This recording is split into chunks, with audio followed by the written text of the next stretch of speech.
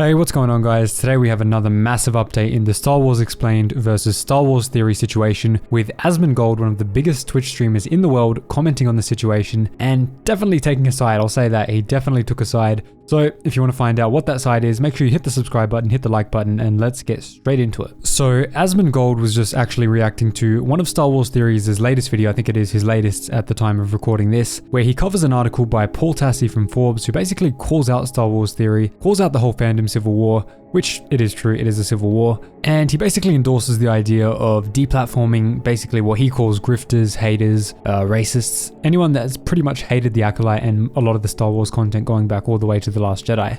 The article mentions many YouTubers, geeks and gamers, Ryan Kinnell and Nerdrotic, and of course Star Wars Theory, suggesting that they have all contributed to a toxic environment through excessive criticism of the Star Wars content. I mean, I don't know, is just saying bad things about the show if you don't like it truly excessive? I don't know, you tell me in the comments. Obviously it also goes into that whole dossier thing which we covered on a live stream with Annie Kestis ages ago. We basically went into all the claims, most of them were out of context. It discusses that whole thing. Star Wars Theory feels absolutely slighted, disgusted, calls the article embarrassing and just a step too far, unprofessional. He goes in on the journalist and says that he's unprofessional and isn't following journalistic ethics. He denies any harassment or racist behavior, obviously, because that's not what happened. And then obviously we get Asmongold coming in to give his commentary on the video, and he agrees pretty much, well, at the start actually, he doesn't agree with Theory, he says, but he's taking things step by step and he actually agrees with the journalist in the article. But as the article goes on, as Star Wars Theory gives his explanation of the events, Asmon starts to agree with Star Wars Theory's stance on everything. He says, of course, Star Wars Theory has the right to criticize media without facing deplatforming.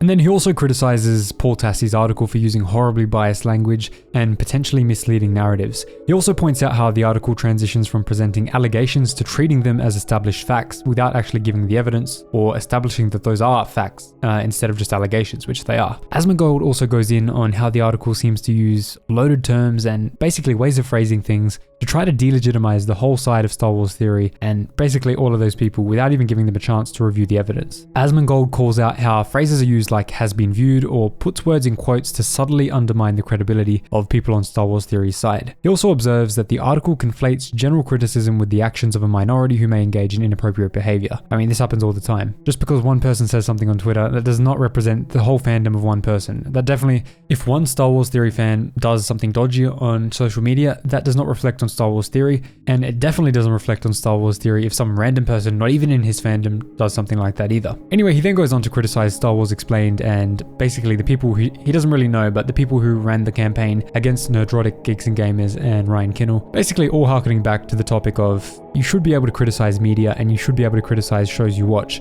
without facing deplatforming and losing your whole livelihood. I mean, guys, you have to remember these channels employ many people. It's not only the face that you see on the channel. And the thing that really annoyed me about the whole situation is that it wasn't just going to spread to those three channels and then Star Wars Theory. It was so obvious that if those channels actually succeeded in being taken down by whoever started it, probably Star Wars Explained, whoever started that, they would have taken down all of Star Wars YouTube and demonetized everyone on Star Wars YouTube. We've all seen what YouTube has done in previous adpocalypses. They act with a broad brush. They don't target specific YouTubers because first of all, they don't have the resources to do that. But second of all, if a small group of YouTubers are giving one category a bad name, they'll just take the whole category down. They don't care. It's not that much money in the grand scheme of things for YouTube as a whole. So anyway, Asmongold absolutely shredding the people on the side of Star Wars Explained and Star Wars Explained himself for participating in this debacle is all I can say. If you want to see more on this topic, subscribe, leave a like. I hope I don't have to cover it anymore, but it just keeps escalating. And if you like lore, also subscribe and leave a like, and I'll see you in the next video. If you made it this far, drop a thank Mr. Asmongold in the comments down below.